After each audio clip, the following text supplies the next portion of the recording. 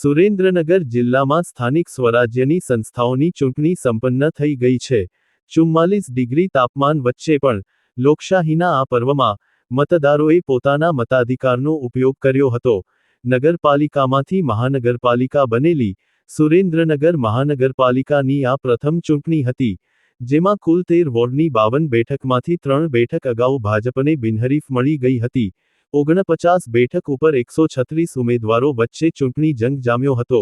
જિલ્લા પંચાયતની 32 બેઠકો, 10 તાલુકા પંચાયતો અને લીંબડી, ધ્રાંગધ્રા, પાટડી તથા ચોટીલા એમ 4 નગરપાલિકાઓની ચૂંટણીનું પણ મતદાન થયું હતું।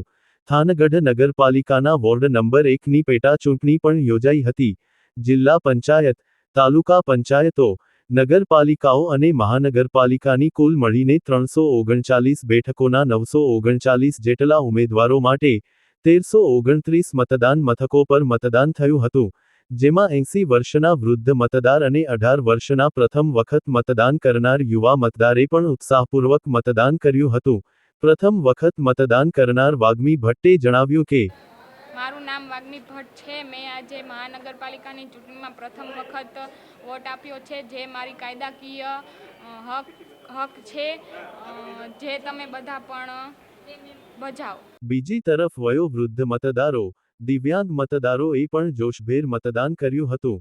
વઢવાણના મકવાણા પરિવારની 2 દીકરીઓ, જ્યોતિબેન અને પૂજાબેનના લગ્ન હતા, પરંતુ લગ્નના ફેરા ફરતા પહેલા તેમણે બંનેએ મતદાન કરીને પોતાની ફરજ નિભાવી હતી। મારું નામ મકવાણા જ્યોતિબેન છે। મારા અને મારા બેનના આજે મેરેજ હતા, તો પણ અમે મતદાન કર્યું છે આજે। મારું નામ મકવાણા પૂજાબેન છે ગોવિંદભાઈ। મેં સવારે મારા મેરેજ હતા તો વોટ દેવા ગઈ હતી। બધાએ વોટ દેવું જરૂરી છે। એકંદરે શાંતિપૂર્ણ વાતાવરણમાં મતદાન પૂર્ણ થયું છે અને ઉમેદવારોનું ભાવિ ઈવીએમમાં કેદ થયું છે।